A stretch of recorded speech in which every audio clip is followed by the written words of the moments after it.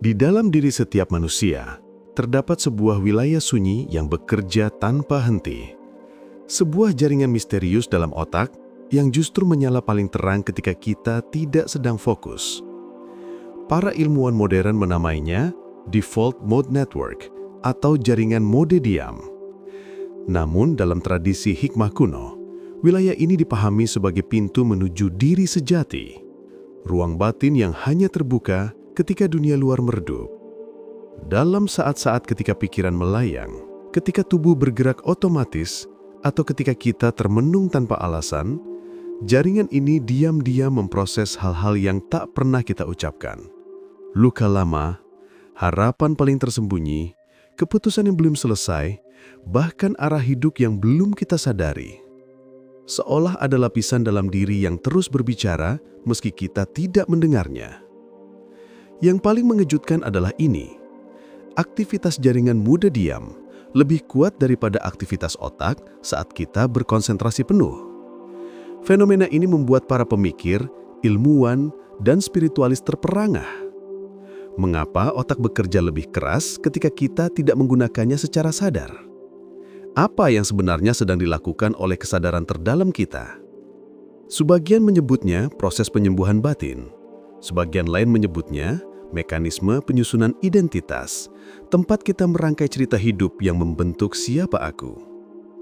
Dan bagi para pencari kebijaksanaan dari zaman ke zaman, wilayah diam ini sering dipandang sebagai tempat di mana intuisi dibangunkan, di mana bisikan nurani mendapat ruang untuk didengar.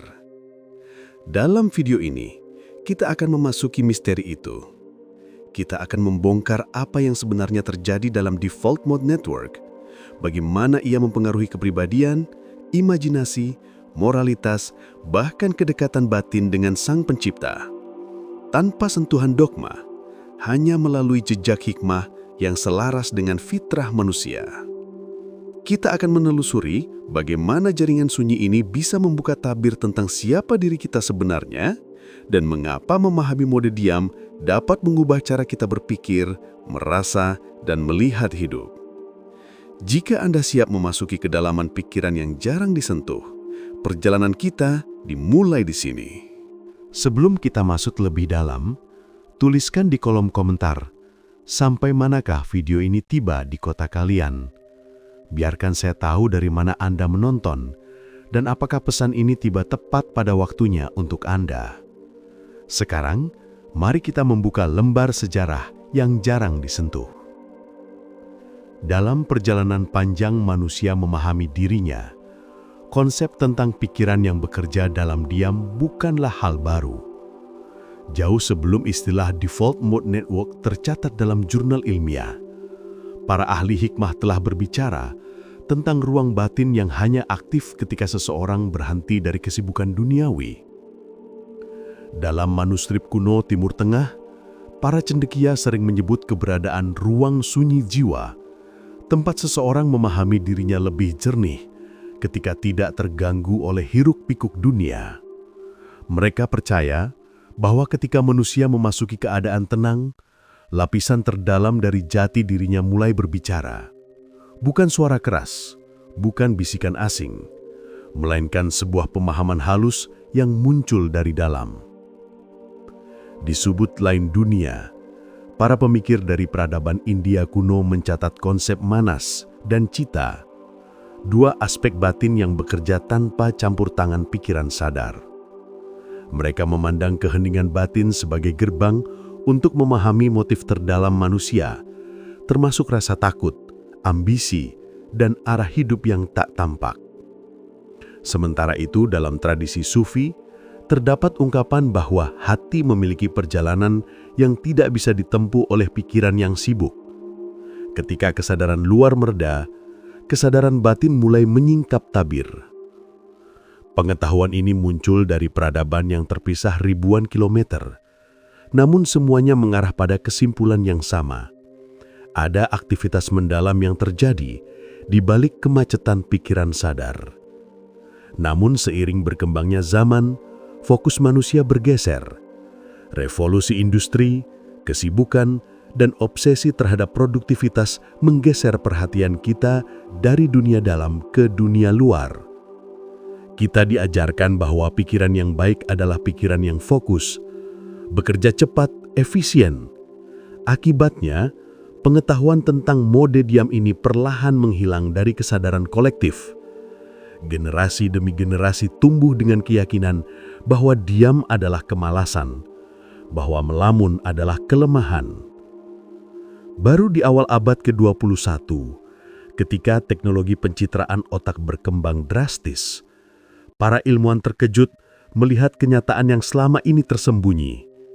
Otak justru paling aktif ketika manusia dalam keadaan tenang, tidak sedang fokus, dan pikiran mulai melayang. Penemuan ini mengguncangkan fondasi ilmu neurologi modern. Apa yang dulu dianggap sebagai otak yang menganggur, ternyata adalah pusat aktivitas mental paling kompleks. Para peneliti menamai jaringan misterius ini sebagai default mode network atau jaringan bawaan, karena jaringan ini otomatis aktif ketika kita tidak sedang mengerjakan tugas terarah. Dan yang lebih mengejutkan lagi, pola-pola aktivitasnya mirip dengan gambaran esoterik yang telah disampaikan para pencari hikmah kuno. Seolah-olah sains modern baru saja mengkonfirmasi apa yang telah diketahui oleh mereka yang menekuni perjalanan batin ribuan tahun lalu. Mengapa pengetahuan ini sempat terlupakan? Jawabannya sederhana namun menyedihkan. Dunia modern lebih menghargai kebisingan daripada keheningan, lebih memuja kesibukan daripada kedalaman, lebih mengutamakan produktivitas daripada pemahaman diri. Tapi hari ini, kita kembali pada titik awal. Kita sedang menyatukan kembali potongan-potongan hikmah yang terpisah oleh waktu, menggabungkan sains modern, intuisi kuno, dan pencarian makna pribadi. Dan ketika semuanya dirangkai, sebuah pertanyaan besar muncul. Jika mode diam mengungkap siapa diri kita sebenarnya, lalu apa saja yang selama ini tidak kita sadari? Sebelum kita melangkah lebih dalam, izinkan saya menyampaikan satu hal penting. Apa yang akan Anda dengar mulai dari bagian ini hingga akhir video adalah inti dari misteri default mode network yang jarang diungkap secara lengkap. Setiap bagian saling terhubung seperti potongan teka-teki. Jika salah satu dilewatkan, gambarnya tidak akan pernah terlihat utuh. Jadi, tetaplah bersama saya sampai akhir. Dengarkan alurnya tanpa terburu-buru, dan biarkan pikiran Anda membuka pintu-pintu yang selama ini tertutup. Sekarang, mari memasuki inti dari mode diam. Ketika seseorang tidak sedang mengerjakan tugas tertentu, ada sistem dalam otak yang menyala otomatis. Seolah-olah ada operator tersembunyi yang mengambil alih kendali. Disinilah default mode network bekerja. Jaringan ini terdiri dari beberapa area otak yang saling berkomunikasi dalam pola yang sangat teratur: medial prefrontal cortex, posterior cingulate cortex, angular gyrus, dan beberapa wilayah lain yang tampak seperti simpul energi yang mengalir dan saling menyambung. Tetapi, yang membuatnya begitu mempesona bukanlah struktur jaringan ini, melainkan fungsinya. Di dalam mode diam, otak tidak sedang beristirahat. Justru sebaliknya, ia sedang merangkai cerita tentang diri Anda. Ia mengulang kembali pengalaman masa lalu, menimbang keputusan yang belum Anda ambil, memprediksi kemungkinan masa depan, dan memoles identitas Anda dalam diam. Itulah mengapa ketika seseorang termenung, seringkali muncul jawaban tanpa dicari. Itulah sebabnya kita tiba-tiba mengerti sesuatu yang selama ini rumit. Pemahaman itu tidak datang dari kekuatan fokus, melainkan dari kedalaman diam. Di dalam mode diam, otak seperti guru tua yang duduk di ruang gelap, mengatur ulang buku kehidupanmu halaman demi halaman tanpa meminta izin. Ia bekerja tanpa suara, namun pengaruhnya sangat nyata. Setiap keyakinan, setiap ketakutan, setiap kebiasaan, semuanya mendapatkan tempatnya di dalam jaringan ini. Dan disinilah letak keajaibannya.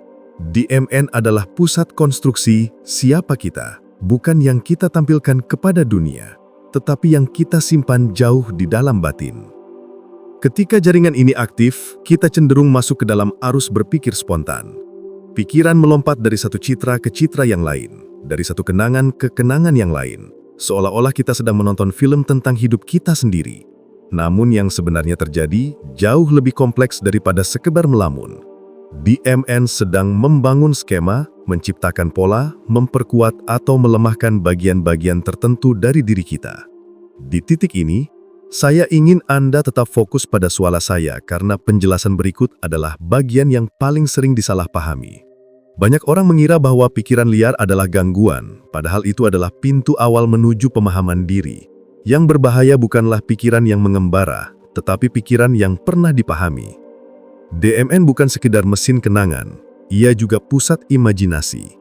Ketika otak memasuki mode diam, ia menciptakan dunia-dunia halus, gambaran masa depan, kemungkinan yang belum terjadi, dan narasi yang belum kita jalani. Inilah sebabnya para pemikir besar sering menemukan inspirasi saat mereka tidak sedang memaksakan diri, ketika berjalan pelan, ketika mandi, ketika duduk tanpa tujuan. Bukan kebetulan. Mode diam membuka lapisan pikiran yang jarang kita izinkan untuk muncul. Namun, ada sisi lain yang jarang dibicarakan. DMN dapat menjadi sekutu, tetapi juga bisa menjadi musuh, karena di dalam diam yang sama, otak juga bisa membuka kembali luka lama, memperbesar rasa takut, atau menciptakan cerita negatif yang tidak diperlukan. Disinilah kita perlu memahami bagaimana jaringan ini mempengaruhi batin. Tetaplah bersama saya, karena dalam bagian selanjutnya, kita akan masuk ke dalam DMN yang lebih tersembunyi. Wilayah yang menjelaskan mengapa sebagian orang menemukan pencerahan dalam diam, sementara yang lain justru tenggelam dalam kecemasan. Kita sekarang memasuki wilayah yang lebih halus, bagian dari default mode network yang jarang disentuh, bahkan oleh banyak ilmuwan yang mempelajarinya. Jika pada bagian sebelumnya kita melihat bagaimana DMN membentuk narasi diri, maka kali ini kita akan menyingkap sisi terdalamnya. Bagaimana jaringan ini mempengaruhi makna hidup, intuisi, dan hubungan batin dengan sumber kesadaran yang lebih tinggi. Di antara simpul-simpul DMN, ada satu wilayah yang sering disebut sebagai pusat refleksi diri, area yang menyala ketika seseorang bertanya dalam hatinya, "Apa tujuan hidupku? Mengapa aku merasakan hal ini? Kemana arah langkahku selanjutnya?" Pertanyaan-pertanyaan seperti ini tidak lahir dari pikiran yang sibuk, ia lahir dari keheningan. Inilah sebabnya para pencari hikmah dari zaman ke zaman selalu menekankan nilai menenangkan hati sebelum memahami diri.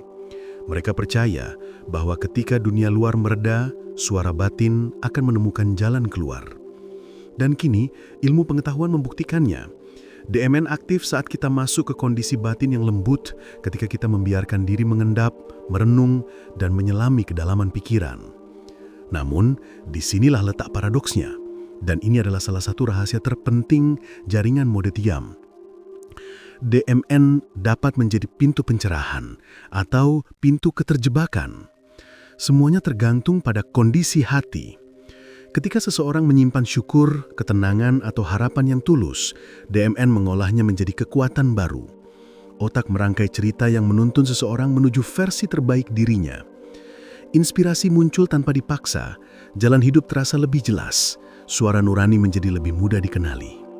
Tetapi, ketika seseorang terjebak dalam luka, amarah, atau pengalaman pahit yang belum dipahami, DMN dapat memperbesar bayang-bayang itu. Ia mengulang-ulang cerita lama, mengubahnya menjadi beban yang lebih berat lagi. Disinilah mimpi buruk, kecemasan, dan overthinking sering berakar. Itulah sebabnya, sebagian orang menemukan keteduhan dalam keheningan, sementara yang lain justru merasa gelisah ketika tidak melakukan apa-apa. DMN bukan sekedar jaringan otak, ia adalah cermin batin. Ia memantulkan isi hati, lalu menggandakannya dalam narasi yang mempengaruhi seluruh kehidupan. Para ahli hikmah kuno menggambarkan keadaan ini sebagai perjalanan dalam ruang terdalam diri. Ruang yang hanya bisa dipahami ketika seseorang melihat ke dalam, tanpa takut pada apa yang ditemukannya. Mereka percaya bahwa setiap manusia memiliki pusat cahaya batin, dan DMN adalah mekanisme yang membantu kita mengaksesnya. Ilmu modern tentu saja tidak menggunakan istilah spiritual seperti itu, tapi inti yang mereka temukan sama. Ketika seseorang memasuki mode diam dalam keadaan hati yang jernih, otak memunculkan pola-pola pikiran yang lebih positif, lebih kreatif, dan lebih selaras dengan tujuan jangka panjang. Poin penting lainnya adalah hubungan antara DMN dan empati. Beberapa bagian jaringan ini aktif saat kita mencoba memahami perasaan orang lain. Dalam mode diam, otak membangun gambaran tentang bagaimana tindakan kita mempengaruhi orang lain, sebuah bentuk introspeksi moral yang selama ini dianggap milik ajaran spiritual. Kini, ternyata ia juga memiliki basis biologis. Ada teori menarik yang jarang dibahas. DMN mungkin merupakan jaringan bawaan yang dirancang untuk membantu manusia mengenal dirinya, memperbaiki kesalahan, dan kembali ke fitrah alaminya. Jika benar demikian, maka mode diam bukan sekedar mekanisme otak, melainkan bagian dari desain ilahi yang memungkinkan manusia mencari arah hidup yang lebih bermakna. Dan inilah yang paling banyak disalahpahami. Mode diam bukan tempat pelarian, bukan lamunan kosong, bukan kebiasaan malas. Ia adalah ruang kerja terdalam otak, tempat kita merajut makna dari seluruh pengalaman hidup. Sekarang kita tiba di bagian yang paling menentukan. Bagaimana pengetahuan tentang default mode network dapat digunakan untuk mengubah hidup Anda secara nyata. Karena apa gunanya memahami misteri otak jika kita tidak memanfaatkannya untuk memperbaiki hati, memperjelas arah hidup, dan meredakan beban yang selama ini tersembunyi? Hal pertama yang perlu dipahami adalah ini. DMN tidak bisa dimatikan. Ia akan bekerja terus membentuk cerita tentang diri Anda, baik Anda sadar maupun tidak. Karena itu, satu-satunya cara untuk menggunakannya dengan bijak adalah mengarahkannya, bukan melawannya. Ada beberapa langkah sederhana namun dalam yang dapat dilakukan untuk membantu jaringan ini bekerja dengan lebih jernih. 1. Masuk ke keheningan secara sengaja. Keheningan bukan sekedar tidak bersuara. Ia adalah kondisi batin ketika dunia luar tidak lagi mendominasi dan otak diberi ruang untuk bernapas. Caranya tidak harus rumit. Duduk tenang beberapa menit, memandang langit, mendengarkan napas sendiri, atau mematikan layar sejenak. Di momen seperti itu, DMN mulai mengurai simpul pikiran, menata kekacauan menjadi pemahaman yang lebih teratur. Bagi sebagian orang, momen tersederhana, seperti setelah bangun pagi atau menjelang tidur, adalah saat terbaik untuk membiarkan DMN bekerja dengan terarah. Di waktu-waktu itu, pikiran belum terlalu bising, sehingga narasi batin lebih mudah diarahkan ke arah yang positif. 2. Menyusun ulang cerita dalam pikiran. Ingat, DMN adalah pembentuk narasi diri. Jadi ketika Anda mengulang suatu cerita secara sadar, misalnya mengubah sudut pandang atas pengalaman buruk, DMN akan menyesuaikan ulang pola-pola dalam otak agar mendukung cerita baru itu. Sebagai contoh, alih-alih mengatakan, "Aku selalu gagal," ubah narasinya menjadi, "Aku sedang belajar mengenali jalanku." Perubahan kecil seperti ini, jika diulang secara lembut, dapat menggeser cara DMN mengolah pengalaman. Hasilnya, pikiran menjadi lebih tenang, hati lebih ringan, dan keputusan hidup lebih jernih. Mengurangi kebisingan mental. DMN bekerja paling jelas ketika pikiran tidak terganggu. Tetapi dunia modern menciptakan kebisingan yang tidak terlihat. Notifikasi, kecemasan yang dipicu media sosial, tuntutan pekerjaan, dan pikiran untuk tampil baik di mata orang lain. Setiap kali kebisingan ini memadati pikiran, DMN tidak mendapat ruang untuk bekerja dengan jernih. Karena itu, membatasi gangguan eksternal, meski hanya beberapa menit, dapat membuat jaringan ini kembali ke pola alaminya. Anda mungkin terkejut melihat betapa banyak kejelasan yang muncul ketika pikiran diberi kesempatan untuk beristirahat dari dunia luar. Menyelaraskan hati sebelum diam. Inilah bagian paling penting. Jika hati sedang keruh, DMN akan memperbesar kekeruhan itu. Jika hati sedang jernih, DMN akan memperluas kejernihan itu. Jadi sebelum masuk ke momen diam, arahkan hati dengan lembut. Syukuri sesuatu sekecil apapun. Hadirkan niat baik, lepaskan sedikit beban, atau cukup ucapkan dalam hati, "Aku ingin melihat diriku lebih jelas." Arahan sederhana ini membuat DMN bekerja dengan pola yang lebih harmonis. memberi ruang pada intuisi. Dalam mode diam, otak menggabungkan ingatan, pengalaman, dan nilai-nilai terdalam. Dari gabungan itu, lahirlah intuisi, pemahaman yang muncul tanpa harus berpikir keras. Banyak keputusan penting dalam hidup tidak datang dari pikiran yang dipaksakan, melainkan dari momen-momen seperti ini. Ketika DMN dipahami dan diarahkan, intuisi menjadi lebih mudah dikenali dan lebih dapat dipercaya. Dengan langkah-langkah ini, DMN bukan lagi jaringan misterius, tetapi sekutu batin yang membimbing Anda untuk mengenal diri, menyembuhkan luka lama, dan menata masa depan dengan lebih sadar. Kita tinggal satu langkah lagi, menyimpulkan semua yang telah kita bongkar dan merangkainya menjadi pemahaman utuh. Kita telah menempuh perjalanan panjang dari rahasia kuno tentang keheningan batin hingga penjelasan ilmiah tentang jaringan misterius yang bekerja saat kita tidak sedang fokus. Kini, satu hal menjadi jelas. Default Mode Network bukan sekadar mekanisme otak, melainkan cermin diri. Ia merefleksikan isi hati kita, mengolah pengalaman hidup, dan merangkai narasi yang membentuk siapa kita sebenarnya. Dalam mode diam, otak bukan tidur. Ia bekerja lebih dalam dari yang pernah kita bayangkan. Ia menyusun ulang fragmen hidup, menghubungkan makna yang terputus, dan memunculkan pemahaman yang selama ini tersimpan di ruang batin terdalam. Di sanalah intuisi hidup, di sanalah suara lembut nurani mengalir, dan di sanalah manusia sering menemukan arah ketika dunia luar tidak lagi memberi jawaban.